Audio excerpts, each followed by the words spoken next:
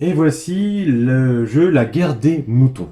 Donc dans la guerre des moutons, on va devoir poser des tuiles pour faire un enclos de sa couleur le plus grand possible. Au début du jeu, chaque joueur récupère une couleur secrète, donc chacun a un petit point d'interrogation comme ceci, car derrière il a sa couleur, le berger avec les moutons de sa couleur. Voilà, celui-ci c'est le rose. Et donc comment ça se passe? Et bien tout simplement, au début on va avoir 4 tuiles, chacun a 4 tuiles, les tuiles sont recto verso, donc il y a des choses, voilà, donc là j'ai deux moutons jaunes, un rose et puis un côté village, et là une forêt et un bleu. Donc tous les pions sont recto verso, donc on les tient dans les mains comme ceci, donc il n'y a pas de souci, pas de problème par rapport à savoir ce qu'ont les autres joueurs. Peut-être qu'à force de jouer, vous allez peut-être un petit peu plus cacher vos tuiles, mais au début ça n'a pas d'incidence. Et donc les joueurs vont devoir poser leurs tuiles autour de la place du village, et le village va se développer comme ceci, et à la fin du jeu, une fois que toutes les tuiles auront été posées, parce qu'il y en a plein d'autres dans ce petit sac, eh bien on verra qui est-ce qui a l'enclos qui a le plus de moutons à l'intérieur. Donc voilà, donc l'idée c'est vraiment de faire le plus grand enclos. On peut avoir plusieurs enclos, mais c'est celui qui aura le plus de moutons dans un enclos qui remportera la partie.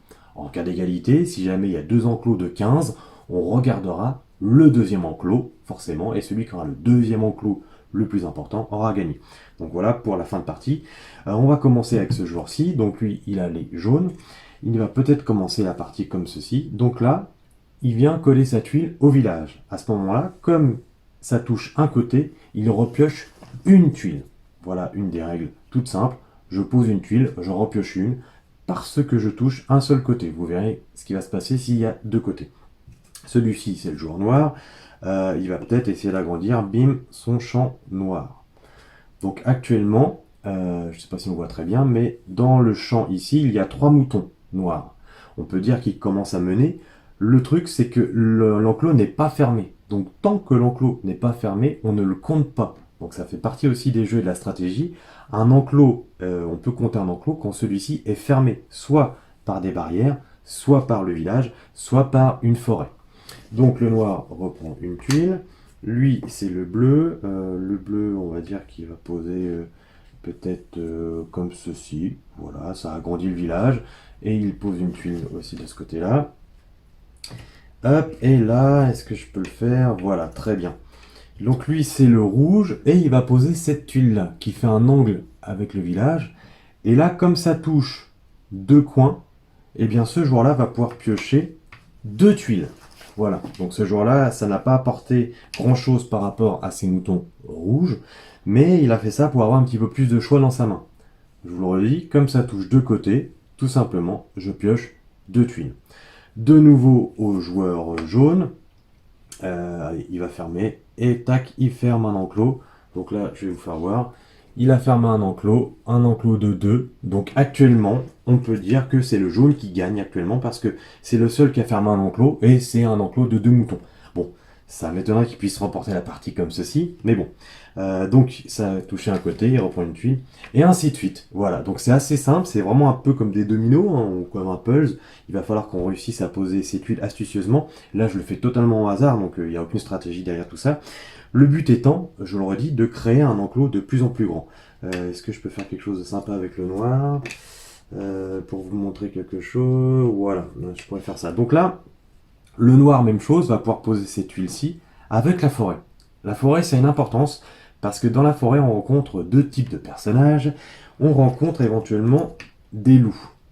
Les loups, une fois qu'ils sont posés en bordure de forêt, eh bien, ils vont annuler tous les champs qui bordent la forêt. Donc là, admettons, allez, je vais essayer de faire un truc assez rapide. Admettons que le jaune avait un enclos très important. Bon, voilà, très vite fait, je vais faire n'importe quoi. Non, ça marche pas, ça marche pas non plus. Bon, bref.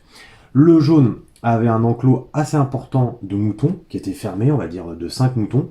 Eh bien, le fait qu'il y ait le loup, eh ben, son champ ne comptera pas en fin de partie. Pour ça, il va pouvoir se défendre. C'est que si jamais il obtient un chasseur, ah, attention, est-ce que je trouve un chasseur? Oui, le chasseur, tout simplement. Eh bien, si je mets un chasseur sur le loup, ça va annuler les capacités du loup. Donc, de nouveau, les champs qui seront autour seront comptabilisés.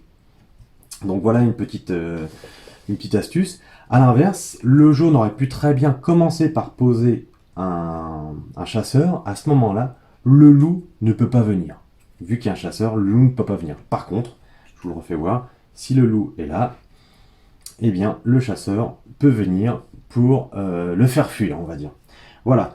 Donc voilà, donc un jeu très très sympa qui a bientôt 20 ans maintenant, au moins, par Philippe Despalières, pardon, qui est un des créateurs du Loup-Garou, le jeu Loup-Garou. Les petites règles en plus, à tout moment, on peut montrer qui on est. Donc à ce moment-là, à tout moment de la partie, le jaune peut très bien dire papapam, je suis le jaune. Il peut pour cela poser sa tuile, en repiocher une, et il rejoue un tour supplémentaire. Donc à n'importe quel moment de la partie, s'il décide de se démasquer, de dire je suis le jaune, il va pouvoir poser ses 4 moutons, piocher une tuile et ensuite rejouer n'importe quelle de ces tuiles, éventuellement pour faire une belle combinaison, pour avoir un gros champ. À ce moment-là, on va savoir qu'il est le jaune. Parce que tout le but de ce jeu-là, c'est de faire des champs sans se faire démasquer. Donc là, c'est assez rigolo parce qu'il y a du bluff. Bon, assez rapidement, on arrive à savoir qui est qui parce que forcément, on n'a pas trop intérêt à créer des champs d'une autre couleur. Bah voilà, je vous ai tout dit pour ce jeu qui est vraiment très très sympa. On peut se faire des crasses forcément en bloquant les uns et les autres. On peut très bien avoir un champ immense qui est tellement grand qu'on n'arrive pas à le fermer parce que les adversaires justement en font exprès de nous l'agrandir. Et bah tant qu'on trouve pas de barrière pour le fermer, bah ça va être un petit peu compliqué.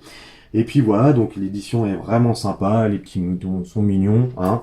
Et voilà, donc un jeu malin, astucieux. On l'a toujours en plusieurs exemplaires à la ludothèque de Lillebonne. Ça fait partie des meilleurs jeux de société en ludothèque. Donc voilà, n'hésitez pas à le découvrir, à le redécouvrir. C'est vraiment sympa à partir de 6, 7, 8 ans, parce qu'il y a quand même un côté stratégique, de manipulation et de compréhension au niveau des tuiles et de faire des combinaisons. Mais voilà, c'est un jeu très malin, très sympa et qui va vous permettre de passer des très bons moments. À très bientôt.